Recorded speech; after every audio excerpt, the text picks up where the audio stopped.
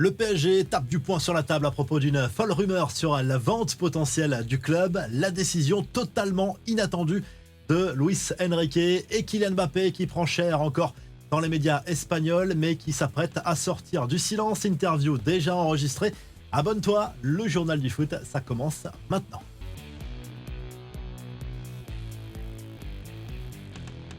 Pas question de quitter le navire. Le PSG n'aura pas laissé traîner l'affaire et dément catégoriquement les rumeurs d'une potentielle vente du club parisien. C'est un représentant de QSI qui s'est exprimé pour démonter les arguments lancés dans la presse française ces dernières heures au sujet de ce choix supposé de l'émir du Qatar. Pour lui, c'est tout le contraire. Le Qatar va continuer à investir dans les infrastructures, peut-être dans un nouveau stade qui pourrait frôler d'ailleurs le milliard d'euros. Luis Enrique est-il enfin en train de lâcher du lest dans sa manière de manager? Selon RMC Sport et l'équipe, le coach espagnol s'est exprimé devant son vestiaire pour désamorcer les tensions naissantes avec son groupe. Depuis quelques jours, des rumeurs émergent sur une éventuelle fracture avec certains cadres, notamment Ousmane Dembélé. L'entraîneur parisien a martelé visiblement qu'il fallait que tout le monde y mette du sien, lui compris, dans l'intérêt du PSG. Apparemment, les joueurs ont été surpris de ce pas en arrière de Luis Enrique, mais cette initiative a été appréciée. Deux infos mercato à présent, une très alléchante si l'on en croit Daniel Riolo. Le PSG veut bien faire venir Victor Osimhen dès le mois de janvier. Les dirigeants parisiens discutent avec Naples pour débloquer la situation cet hiver. Pour l'éditorialiste de RMC, Luis Enrique veut du renfort et se rend bien compte qu'il a eu tort de refuser l'attaquant nigérian l'été dernier. Il évolue aujourd'hui en prêt en Turquie à Galatasaray. Le PSG qui travaille sur un autre dossier prometteur pour le futur. Cette fois, le joueur visé évolue à la Juve.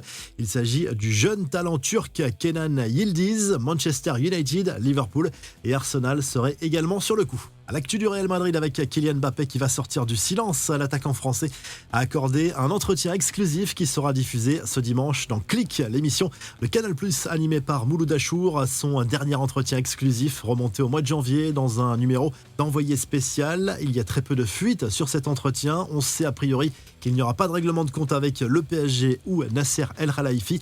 Et en attendant de découvrir cette interview, ça s'est mal passé pour Mbappé et le Real sur la pelouse de Bilbao mercredi soir. Défaite 2-1 à Saint-Mamès en Liga. Et l'ancien Parisien a encore manqué un pénalty. Forcément, la presse espagnole s'enflamme. Un nouvel échec qui s'affiche évidemment en une des journaux sportifs. Pas loin de perdre patience. Toujours pas à la hauteur, titre le quotidien madrilène Marca en ciblant à la fois l'équipe et son attaquant star toujours absent. Carlo Ancelotti n'est pas épargné. L'autre journal sportif madrilène AS montre une photo de Jude Bellingham tombant dans les bras du Français après son échec. Il n'y a pas de consolation, peste en une. Le quotidien, la presse catalane, elle, s'en donne à cœur joie, à l'instar de Sport qui affiche aussi une photo de la course d'élan de Mbappé juste avant son échec avec ce titre « Quel désastre !» Le capitaine de l'équipe de France qui s'est exprimé sur les réseaux après le match. Mauvais résultat, une grosse erreur dans un match où chaque détail compte. Jean assume l'entière responsabilité. C'est le meilleur moment pour changer la situation et montrer qui je suis, a écrit Mbappé dans une story. À l'OM, on aimerait se renforcer en défense lors du mercato hivernal. Pablo Longoria regarde en Italie, mais aussi en Angleterre. D'après un média anglais, la piste de Benoît Badiachil est très sérieuse. L'ancien monégasque est en manque de temps de jeu à Chelsea, à un poste où la concurrence est énorme chez les Blues. Le club olympien a flairé la bonne affaire, peut-être pour un prêt au mois de janvier. Les autres infos à retenir dans ce journal du foot. Enfin, une bonne nouvelle pour les téléspectateurs. La plateforme DAZN et la FIFA ont officialisé mercredi un accord pour la diffusion de la future Coupe du Monde des clubs disputée aux États-Unis l'été prochain. Tous les matchs seront accessibles gratuitement sur la plateforme.